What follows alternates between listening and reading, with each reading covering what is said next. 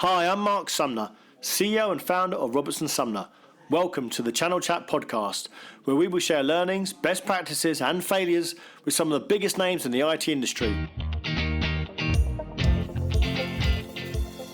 Hello, I'm Mark Sumner, host of the Channel Chat podcast show, and today I had Lee Driscoll, the MD of the Nuvius Group. Great conversation I had with him to get his insights on what's happening in software distribution and the security market. So sit back, listen and enjoy. Well, one of the questions I was really interested in speaking to you about, so obviously hardware distribution, they've got their own challenges by getting people in the warehouse and supplying kit, etc. What are the challenges software distribution is finding in the market from customers and vendors? I think ultimately, because of the way commerce interacts and because of the way we work, I think we're very fortunate in terms of the platforms we operate, mean that in terms of licensing and renewal and support and all those types of things are working incredibly well for us. I can't speak for everybody, but I think, from my perspective, there's a very positive view from all of our vendors in that space in terms of moving out there and driving that business. So the challenges that we're seeing at the moment, to be honest, have not yet hit, probably, Mark, is what I'd say.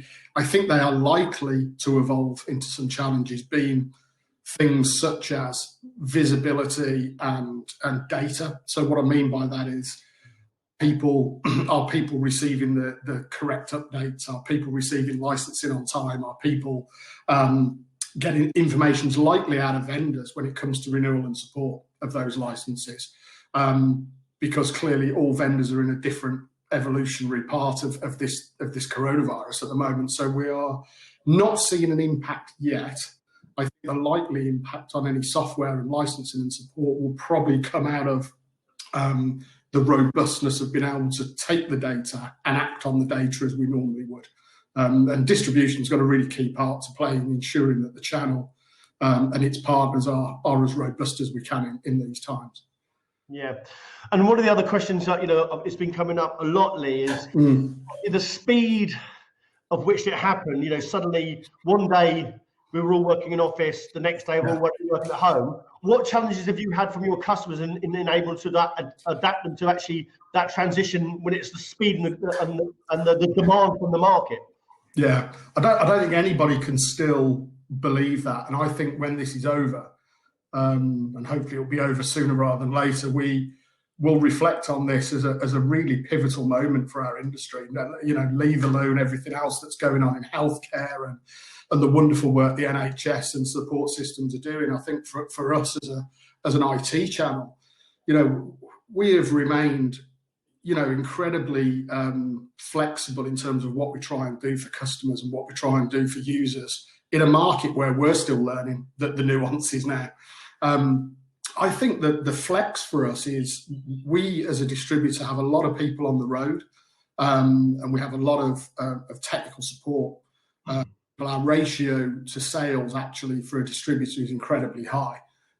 We probably have something like 25% of our support people and our on-site support people and technical people and pre-sales people in relation to sales, which is really unusual for distribution, but that's likely to do with the complexity of the technology we sell. Because a lot of those guys are on the road, very often they'll then come back from an appointment and work at home. Same with our external selling team. So for them, it's not been a huge challenge to adapt to something they were kind of already doing already. I think it's more for the internal sales teams and for the finance teams and the purchasing teams who are so used to being in that collaborative pod of desks and working together. But what we've tried to do, Mark, is to make sure that the continuity of what those teams do remains completely intact. So the one bit of advice that I've been trying to give people is just behave like you would any other day. The fact of doing it from home, it's different, but pick up the phone to your workmate, do a video, ask them how they're doing, talk about the football that's not happening, or talk about something you've seen on TV or the Netflix box set, or that customer advice that you need. And I think we're doing that quite a lot. So we've actually, every departmental leader in our business has a a VC in the morning and a VC in the afternoon with the whole team, the whole of their departmental team. I then join those where I can. And that's to make sure that people understand what we're doing, understand how the results are, are we seeing any challenges and difficulties? And I'm pleased to say we're not. And I think, I think it's important to call out what we've done as an industry over the last few years. If you think about the robustness of people's immediacy to be able to work from home, telephony, audio, video, the applications that we need to process orders and place orders on vendors. I mean, I've heard of very, very few companies that have had a significant problem. And I think that's testament to this channel, that all of the things that we've been selling over the years do have a place. And there's a justification that those things are working. And I think, we've got vendors like Kaspersky, Riverbed in our portfolio who, and I'm not just calling them out because they're ours, because there's plenty of others that we don't carry. Massive kudos to those people offering free of charge licensing, demonstrations and support for the NHS free of charge. I mean, I think that's a really great message for our channel, that there's a moral heartbeat there, that we're trying to do the right thing. So I think what we're seeing is trying to have that day-to-day interaction with customers, day-to-day interaction with each other, that really, really mirrors what they're doing in the office, but they're just doing it from home, and really just doing their best to behave. Yeah, if that's the right word. Yeah, absolutely. Do you think, we all knew the technology was there, we all knew about video conference, we all knew about VDI and solutions, etc., etc., etc. We all knew that stuff, and yet most companies it wasn't ubiquitous throughout the company. Finance and all other departments. Do you think now that companies, especially in the channel, will make it ubiquitous throughout their organisations, that the ability to work from home? I mean, ours was fairly broad in our business because we carry that type of technology in our portfolio. So, we used our own technology, but I genuinely think, Mark, it will, because it's going to have to become part of people's DR and business continuity portfolios now. It has to. I think people that didn't have that in their business continuity plan have now. There's a lot of IT companies. If they didn't know before, they do now. I think a lot of the things that have happened in the last sort of month, and I guess it is almost a month now when we really started to see that this was going to impact in the way that it has. The way in which vendors have been able to turn things on quickly, IT departments have been able to spread the load, if you like, across their internal networks to be able to carry this sort of technology and deliver it to their user groups. I think it's been absolutely phenomenal. I think from a perspective, Mark, of the user community, if you like, the end user community, we will see a completely different shift in how people embrace this sort of technology. Is there a need to go into the office today? Is there a need to return to the office today? Is there a need to travel today? And I think the dynamic of our industry, I'm a bit old, so, from my point of view, I think there's nothing better than being in an office or being face-to-face with the customer. I think that's the way it should work. I think relationships are still forged, but I think in terms of environmental impacts of travel, I think in terms of cost bases for companies, there will be question marks now of, do I need that amount of commercial space? Do I have a 100-seat office, or do I need a 40-seat office now? There'll be an awful lot of conversations around, and unless I'm getting the train from wherever I'm based into the city to do 3 or 4 customer appointments, do I really need to make that journey? Can I do the video? I think certainly when you're meeting a new customer or a new vendor, video has its limitations. But I think if you're in an established relationship where there's a comfort and familiarity, I think video and audio have got a massive part to play. And I think certainly finance directors and CFOs will be looking to now say, well, hang on a minute, we've all managed quite well. Yeah. What do we now do? This needs to be taken differently and looked at Definitely, because it's funny. I've said to a lot of people, I've got a 22-man office in Gerrards Cross, and I had sort of 19, 20 staff, and I was thinking, right, we better next year, we better get a 40-man office and build into that, and have the breakout areas and the kitchens and all that sort of stuff. And do you know what, Lee? I can honestly say I'm actually terrified now, because I think I can't do that. I with no way I actually want to commit to a 5-year lease for a 40-man office when I'm thinking, do you know what? Can 30 people easily get into a 22-man office? Yes, they can. Well, there's no one in my office at the moment. They obviously can. They definitely can. And I think for me, and there's going to be other end user customers out there, they're going to really revisit their fixed costs and their overheads and thinking, what will I use that office for? Now, I'm not saying you wouldn't use it for customer meetings, etc. But I think, I'm pretty confident. I think people will look at that space and rejig it around, and it won't be just banks and banks and banks and banks and banks. Yes. It will be a bit more customer engagement meetings and for come in, and smaller banks. That's where you just hot desk. And I know a lot of companies were doing that before, but my company certainly wasn't. We were in the right having this is my desk, and I've got my little pitch in here. This is my little environment. No one can go near it. That's what I think. And I think it's really strange because, perhaps it's just my own experience over the last few decades, but it's quite interesting that actually IT companies tend to be the last people to adopt the technology they're trying to sell. Yeah. Bear with me a second. Just me closing the window. Next door's children have come out for their daily. Nice, sorry. And I think the interesting thing about that is if you're a landlord or a commercial property broker owner, you've got to now start to think about how the flexibility of the spaces that you own and you lease are going to have to be adapted. I think from being a late adopter, distribution has still really got that mentality, and I understand why. You're there at 7:30, 8 in the morning. The last person leaves 7:30 at night. It's quite together. It's. I don't want to say call centre-ish because I think that cheapens it, but you kind of get that, as you said earlier, the banks of desks. Yeah. And I think, as we start to see that dissipate somewhat over the last couple of years, naturally, the acceleration that this crisis we're in now has caused will absolutely mean that we need to say, okay, 40 people, we need a 20-seat office. I think the ratio will also be almost 50-50.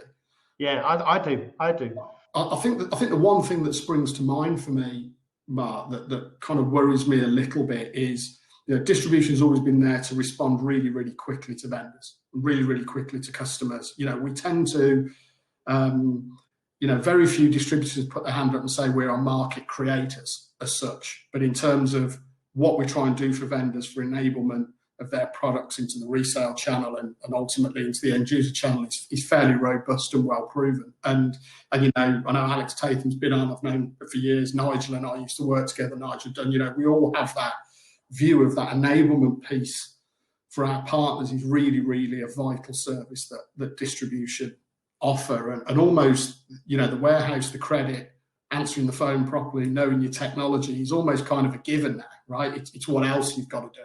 Yeah. And I think the one thing that probably concerns me a little bit is how we now make sure that the people that work with us and for us, our team members, feel. Because I'm absolutely convinced that within 2 to 3 weeks, my own team will start to get a bit cabin feverish. And will start to be, this now isn't a novelty. It's starting to feel a little bit difficult. And you've got to remember, what we're trying to do by having a beer together on a Friday, for example, over video, and there's all sorts of people wearing random hats to our video calls just to try and get a laugh. And I love all that. It's what we should do. And I think we're going to try and do a pub quiz as well in the next couple of weeks. And just keep people, they're probably having more fun at home than they ever did in the office, actually. We're certainly making more of an effort. But I think we need to look at the mental health and physical health and well-being of those people, of how they work, because we've got people working at home who have got 3 or 4 children, 2 dogs, husband or wife, and their house is crazy busy, and they're at this end of the spectrum of working at home of, I hope they're not being too noisy, and I need to find a quiet corner, and this is really difficult. And then we've got people who are living alone in houses, apartments, whatever. Yeah. Who are crying out to be in a house of 6 people. Another dog. A bit of company, and vice versa, right? So I think we need to try and be fairly creative in the way that we try and move back to work. And I think when we do have an opportunity to slowly and gradually move people back to their traditional place of work, I think we need to be really careful about how we do that and who we prioritise with that. So I think there's going to be some people who are, desperate to get back to that semblance of normality, and other people that actually are taken to working at home fairly well. So I think it's not just a matter of function and form then. I think it's a matter of what people need for themselves. And I think we certainly will be looking at how we do that. And I think when we come out of this, Mark, that, the phrase at the moment, the world will never be the same again. I'm not sure. I think, as humans, we are very, very good at getting back to normal quite quickly, especially because people will want to get back to normal quite quickly. But I definitely think there's lessons we can all learn here, from working at home to how you manage people, to the robustness of the technology we sell and deploy and use, to office space, to how we interact with one another. I'll be absolutely candid with you now as a self-reflection point, if you like. I see people all the time walk past the office that I sit in, and I might not speak to them all day, but I get the opportunity. It's a glass office to hello, goodbye in the evening at worst, right? Don't have that now. So even everybody who had that very relaxed interaction now has to make the effort to go, I haven't spoken to John Smith for 2 days, I need to pick the phone up, or I need to do a video. And I think that's, we're all becoming a bit more self-conscious, I think, which, to be honest, I don't necessarily think it's a bad thing. I think it's a good thing. I think what I do think, though, is like you said, it's an effort, though, isn't it? Before, you hi, go and have a lunch, and it's all easy, sort of breezy. Yeah. At the moment, to get that communication internally is a real effort. Conference calls, video calls. I haven't spoken to John today for, sometimes I'm actually thinking myself, it's been a week gone past, there's a couple of people I haven't spoken to my team, I'm thinking, actually, I need to. I've missed a couple of the conference calls. Callum's very much on that. But I think it's very important because, and the question I do want to ask you is, communication internally, people are consciously having to make much more of an effort now. Yeah. Do you think that's a good thing, or do you think we should go back to that normal, actually, hi, John, as you're passing him past the glass window? I think we're currently at the far left of that line, if you like, of that measurement, where people, again, more than happy to be very candid. If I shared my diary now, it's full of reminders to call people. Yeah. I don't trust to not have something else happen, or take an incoming call that dominates your day or something. So my diary, and I know other people's, are full of team calls and personal calls to try and make to people, and also personal calls outside of the environment. I've spoke to my parents more in the last 3 weeks than I probably have in the last 3 years, right? You're checking in, and rather than just send them a text, I'm now trying to make the effort to make sure we communicate. And I think work and commerce is exactly the same. We are all making a double effort to make sure we're doing the right thing. I think that will slowly ebb towards some semblance of normality, which will be a new normal of, yes, we can, yes, we continue to communicate. Yes, we continue to have regular calls, but the kind of familiarity of working from home will find its own level, I think. And then I think we'll never probably get to this end where we forget to call people, or we don't call people, because hopefully we'll be back in a routine at that point. I think what's really, really difficult in communication, what I think everybody I've spoken to about this is finding difficult, is how we do this, what you and I If you are a team manager and you've got 25 people in your team, how do you get that interaction when you've got 24 people on little pixels in the video, and some people are on mute and some people aren't, and you know, are people who would, you know, normally speak up kind of a little bit tentative to ask the question in front of 25 other people, you know? So what we're trying to do is to make them, to break those teams into smaller constituent parts. Because the worst thing that can happen, and I found myself doing it the other day, is you end up talking to people for 20 minutes, 30 minutes, whatever it might be. And then in the last 5 minutes of the call, you're like, so has anybody got any questions? You know? Yeah. And you either then get a tidal wave of stuff, which means you're overrunning for your next call, or people are kind of, no, I think we're okay. And you can almost get the sense, even through video, that there are things that people want to check and want to ask. And what you try and do, and what I've tried to do, is almost go back to email after each one of these, and be in a position where you're going out to that team of, you know, sorry, we ran out of time, or if there's any one-to-one questions you'd like to ask, you know, talk to your manager or come directly to me, or whatever you need to do to try and ensure that people are not bottling up situations. You know, because this is new for all of us, you know, on this permanent basis we're on at the moment, or semi-permanent basis. It's new for all of us. And as managers, we've got at least as much to learn as anybody else in doing this. And you know, I've listened to the podcasts a lot about how people are managing and how people are doing things. And I genuinely have got something from every single one of them. You know, and that's an idea and that's a thought. And I didn't think about doing it that way. You know, and you can see on LinkedIn already, you know, the amount of people, you know, they're doing fitness stuff together, they're wearing stupid hats, they're doing jokes, they're doing a beer, they're doing, and I think what's really good is any crisis, I think, that we're experiencing typically shows the worst and the best of us as human beings. And I think as a channel, from what I'm seeing so far, and clearly I don't see everything, but it's really great to see that people have got each other's backs. Yeah, I think it's been great. It's been great.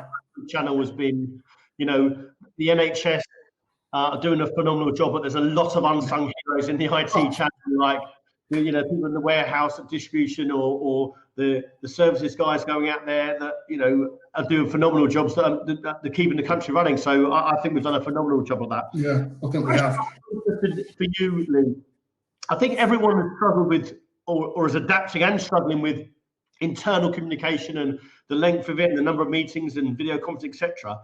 Have you as a business adapted your communication style to your customers? Is it gone up? Is it, you know, are you educating them more, or how have you adapted, or is it business as usual? Yeah, it's a great question. I think in terms of how people work, first and foremost, if you look at your own teams, you've got to trust and support them.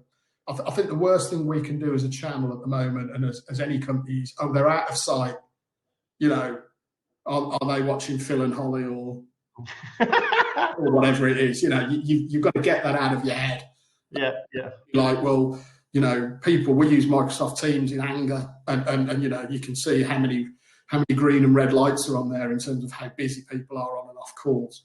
I think encouraging and retaining a routine for everybody encourages normal behaviour towards your vendors and your customers. So so we're a business that finished our year end on Tuesday evening, late.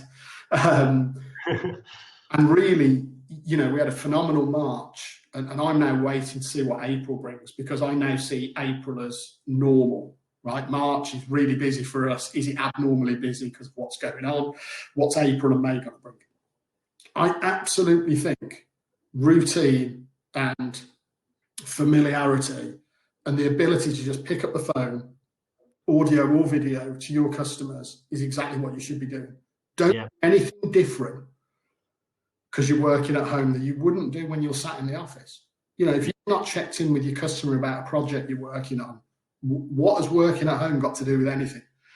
Yeah, absolutely. Ask the question. If you are running a campaign that you think has value for the channel, and listen, I think we do have a responsibility at the moment not to not to bombard partners with, you know, buy this, have you thought of this, have you thought of that. I think we're all in a bit of a tailspin about, you know, to really focus on what's important at the moment for our businesses and for our colleagues. But, you know, I think we need to behave as we should. You know, commerce, you know, the wheels still need to turn.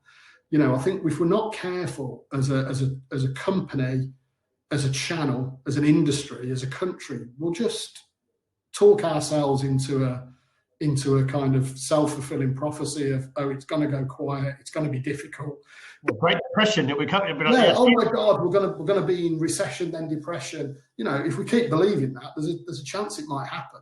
So for me, you know, all of the managers within our business, absolutely, I expect and want them to manage their teams the way they would if they were sitting 5 yards away from them, which is, you know, have we followed up on that opportunity? Have we followed up on that lead? Have we followed up on that quote? You know, are we talking to the vendors about making sure that the customer's got the right special bid? You know, whatever it is, that day-to-day activity of a business, in my opinion, and I may not be right, but in my opinion, should remain entirely as it would if we were in the office. Plus, it will help us stay sane, I think. You know, that your working day should look an awful lot like your working day. Yeah, absolutely. Trying to 3 months ago, you know, and if we don't do that, then we behave differently. And if we behave differently, then we'll behave differently to our vendors and our customers, and that will result in different outputs. And I think we need to really, really do our best. And I know I'm wittering here. I'm quite passionate about this. I think we really need to do our best just carry on.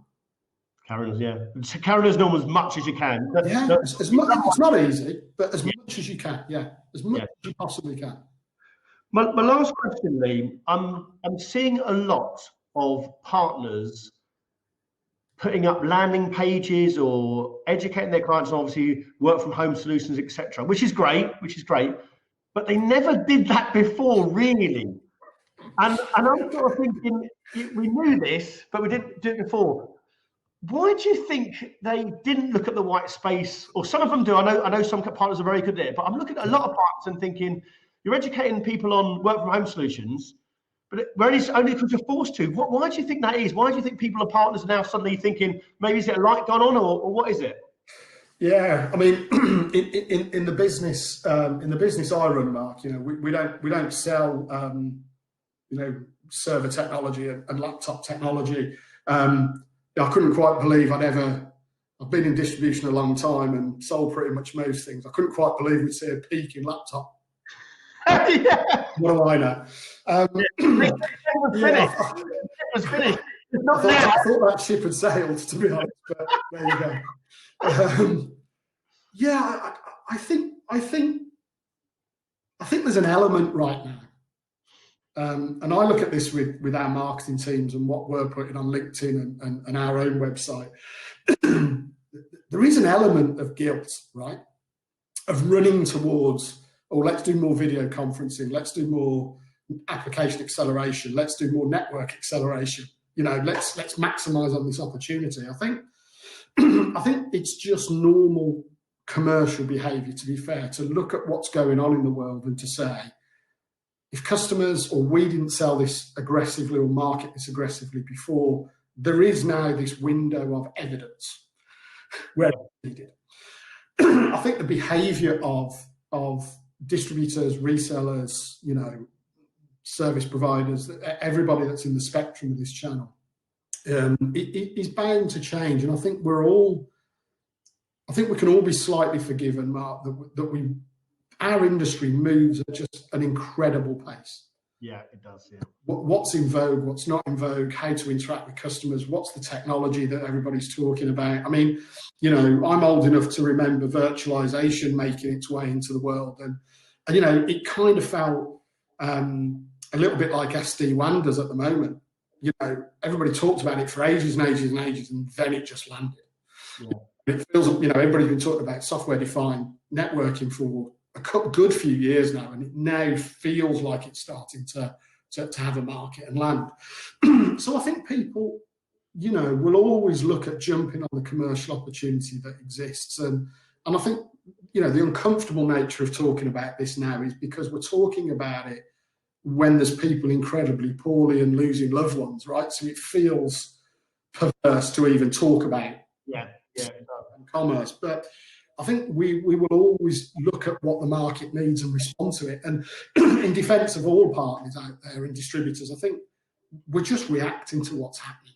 And you know, I don't think we're doing anything different to supermarkets. You know, they're overstocking some lines and understocking others because that's what the demand says at the moment. So I think we are just in this supply and demand curve that is slightly different. I think if you look at certainly these kind of boutique style resellers, maybe not some of the traditional names we know and have been in the channel a huge amount of years, you know, they would completely argue that, well, we've always talked about this because this is our specialist area.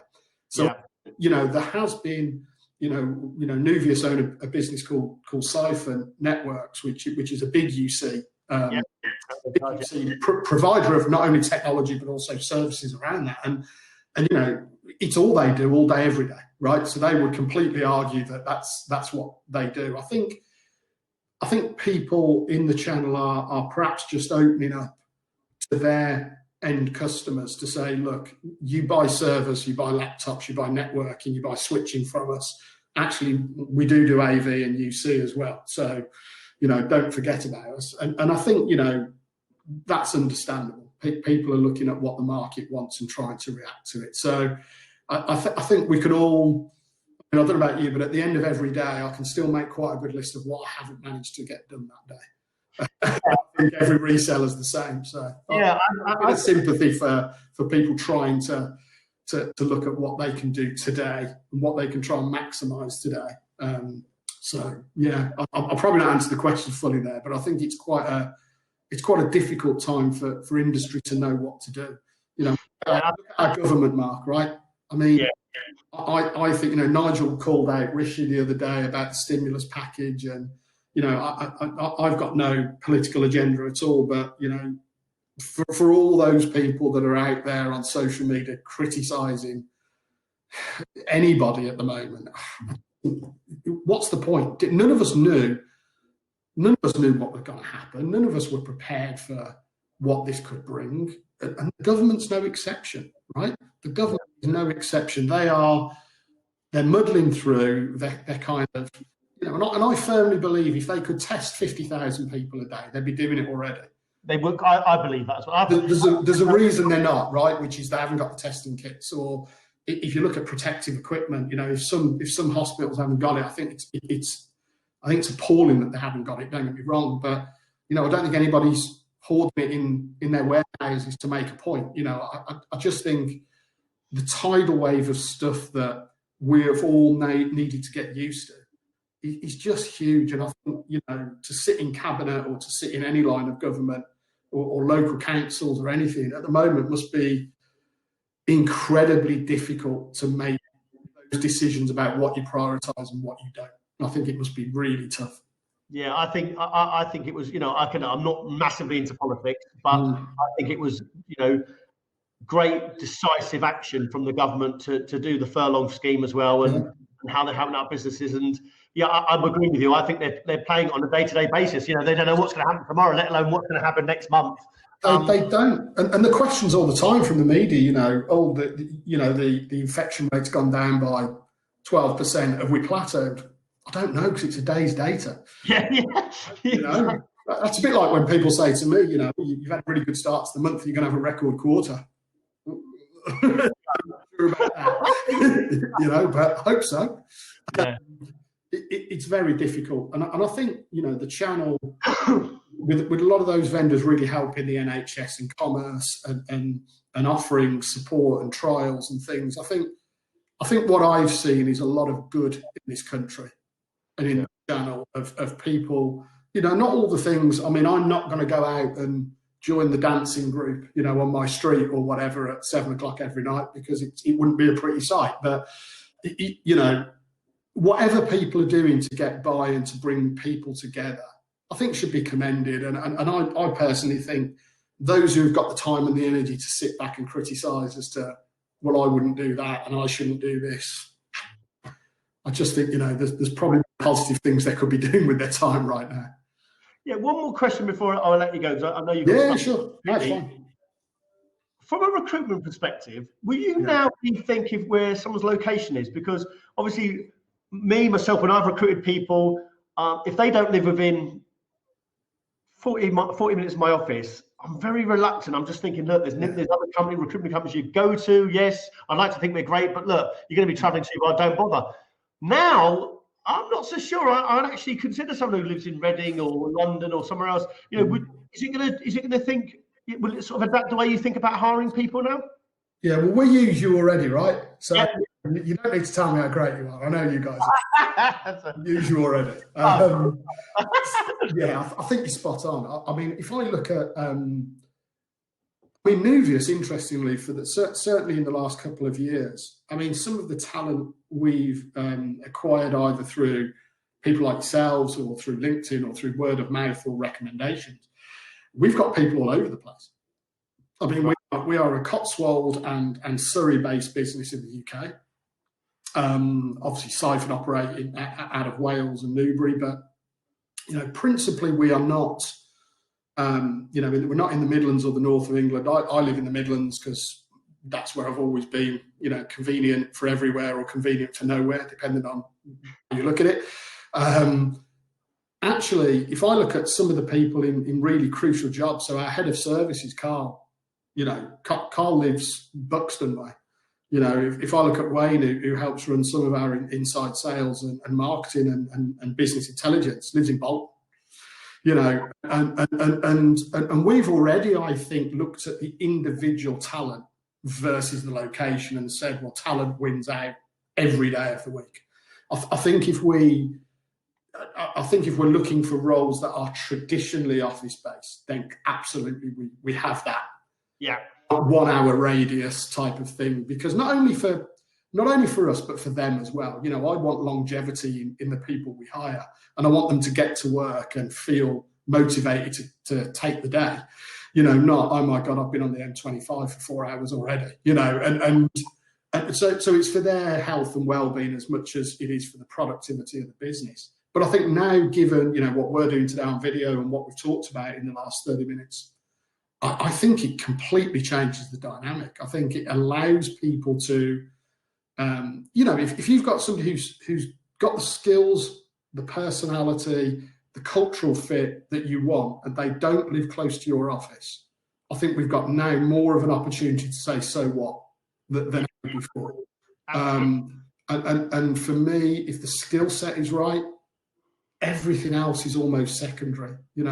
Clearly, if they're warehouse people, they've got to be physically there, picking and packing and dispatching, which makes it difficult. But I think anybody that can be on a train to customers, to vendors, commercial front-facing people, I think it completely changes the landscape now. It removes the excuse of, oh well, they live an hour away, so it probably doesn't work. I think that goes away completely. Yeah, it's interesting because when I've spoken to people about culture, the culture of the company, got to have the values. It's normally about them being there, and but now I actually completely agree with you. If I'm looking at staff myself, I'll be looking at, yes, have they got the skill set, talent over everything. Yeah. But if they meet the values of my business and the traits of our business, it doesn't really matter where they are then, because they'll be still a Robertson and Sumner employee, whether they're in Bolton or they're in Birmingham. Absolutely. And I think this is what's really important. Culture for me as well. I would rather have, sounds slightly contradictory on the talent before everything statement I made, but I'd rather have somebody who's 9 out of 10 made of the right stuff and willing to get stuck in than somebody who's a 7 out of 10 genius. Will before skill, 100% with me. Will before skill. Yeah. That's my thing about talent as well. But I want the willingness and the traits and the attributes. If they haven't got that, quite frankly, the skill is irrelevant. It is. People's behaviour to their customers, to our vendor partners, and more importantly, at times to one another, if they're in that proximity, hugely important. I know for a fact that some of the conversations that are going on in our teams at the moment on one-to-ones are actually just people who really get on well together. Yeah. You know, they're probably not talking about work, they're probably not talking about a deal, but they're having 10 minutes on a video together or a phone call just to check in, and that's fine by me, right? It's only what they do during the day if they're in the office. So I think it's vital, Mark, that people, if you've got people who you can trust and you know are made of the right stuff for you and what your organisation needs, then location becomes less and less important, I think. And that started already, but I think this is absolutely an acceleration now to say we've proved remote working. Well, I'm not sure as a channel we've yet proved remote working works commercially. We've proved it works from a technology standpoint. Yeah, because we prove we can do it. Does it work commercially? Yeah. Doesn't mean say the results will be there, but I think we've got lots of other, you know, economic factors that might have an influence on that as well. But I think if we can prove that that works, then, you know, the country certainly, I know the globe's got smaller, but the country certainly becomes smaller and smaller, I think, for employees. Oh my God, absolutely. You know, I've got a really great guy in Scotland, you know, employing there, you know. Yeah, I'm almost thinking now, you know, hopefully when we look back this and however, you know, and if we do go into recession and we come out of it, whatever it's going to be, say in 2 years' time, I think the world will become very, very small. I think, you know, I've started to do, I've always done work in the UK, and I do work in Europe, etc. Honestly, do I do video conferencing work over our platform only recently? Yeah, just only recently. No, if you'd have asked me a year ago, would I have been doing video screens in Europe with candidates? No, I'd have done it over the phone, and I never even thought of doing this. You know, of actually getting them on and actually recording them and sharing with my clients. And now it's I think it's going to be. I do think it's going to be the norm. I think it'll. You know, if you're in the Midlands and I'm here, you know, yes, I'd love to come and see you at your Woking office or go for a beer. But actually, to have a meeting, well, Lee, I could probably do that over this conference call much easier, and then you can get on with the day, you know, much quicker. And I think for you know, I did ask a couple of people, is it the death of the external salesman? And I don't think it is. No. But I tell you one thing, I do think it's going to be an adjustment of the external salesman. He isn't going to be driving to London and then driving all the way back to Birmingham for his second meeting. He's going to be like, I might go to London and then I'll do a video call from London to Birmingham. Exactly right. And I think it is the use of time, I think productivity will go up. Yeah, I do. Because people will be, you know, I think people are much better these days at managing their time than when I was coming up in sales. You know, there was that, you know, meeting in Brighton, back to London, across to Reading. You know, it was crazy, to be honest. But, you know, having a company car and a mobile phone was kind of a big thing back then. It was cool, yeah. I really am showing my age now. If you've got a mobile phone in the car, that was a sure. Yeah, I still remember my first company car, my white Ford Sierra Sapphire.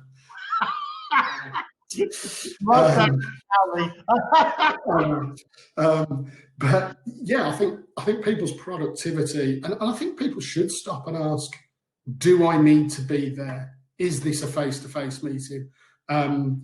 You know, and really making sure that the time people spend financially on expensive trains and fuel, everything else is justifiable. But also, if they can do 4 meetings over video rather than 1 face-to-face, they've got to make that judgment. I think we should allow them to make that judgment as well, by the way.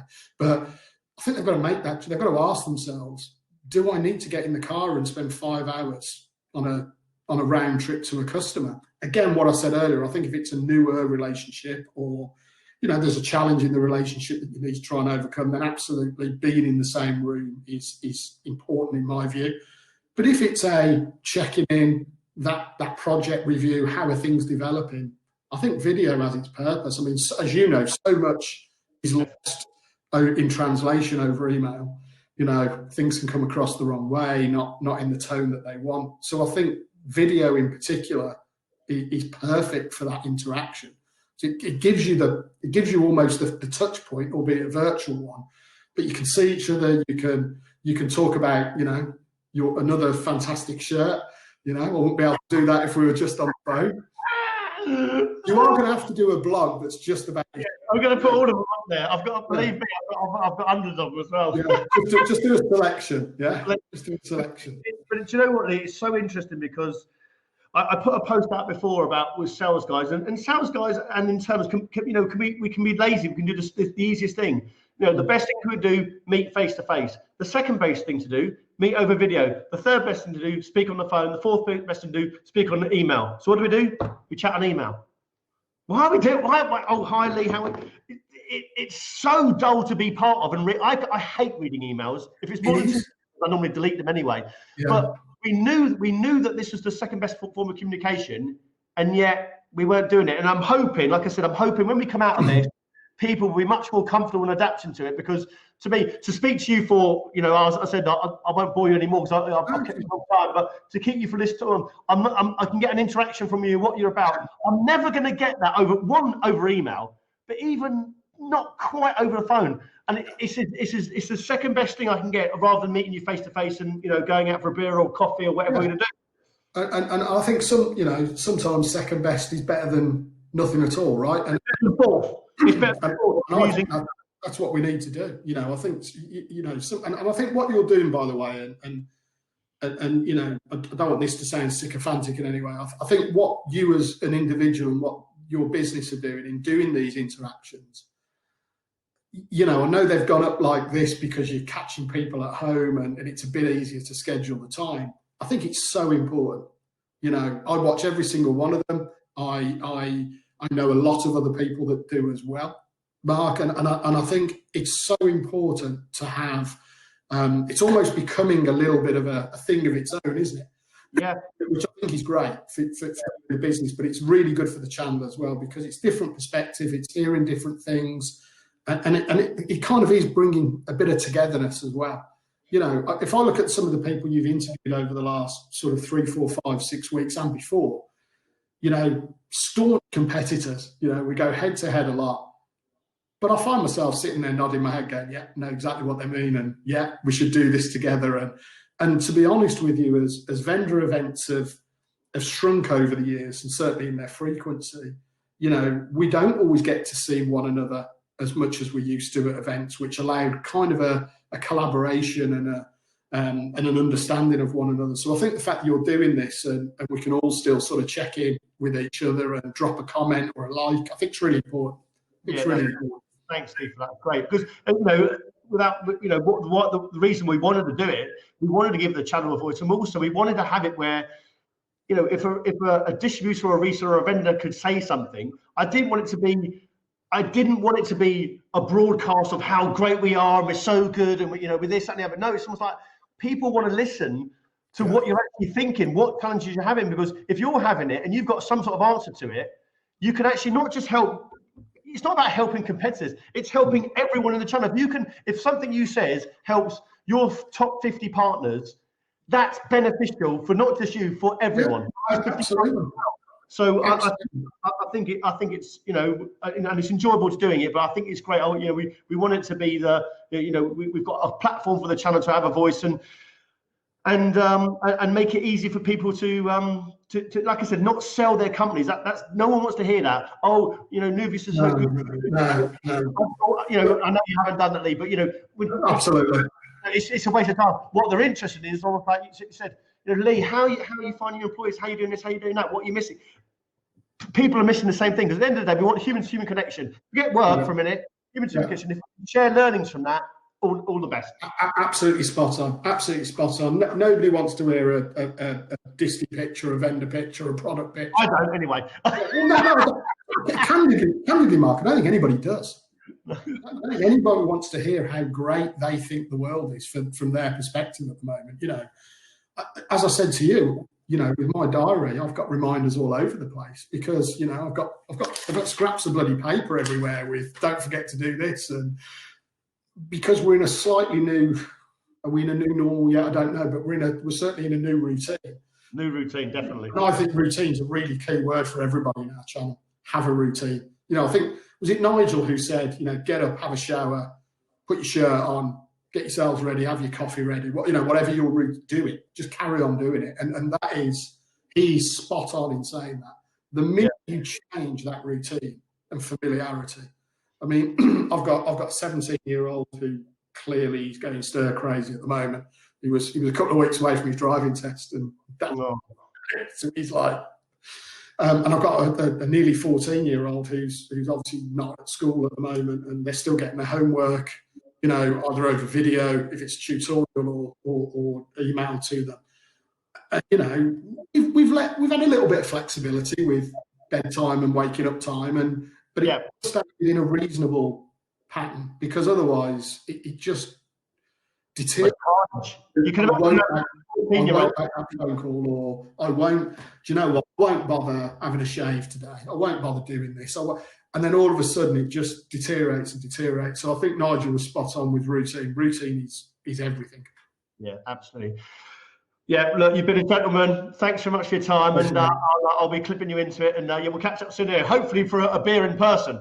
That'd be great, mate. And as I say, you know, I'm down the bottom of the M40 a lot, so, you know, it'd be good to catch up with you. And yeah, definitely pop into us, 100%. All right, look forward to it. Stay safe. Take care. Bye-bye. All the best, mate. Thanks for joining us and listening to another episode of our Channel Chat podcast. If you've enjoyed what you've heard and are listening on iTunes, please could you give us a review and subscribe in order to get the newest episodes as soon as they're released. Otherwise, as always, we release an episode every Thursday at midday, so hopefully you can join us then.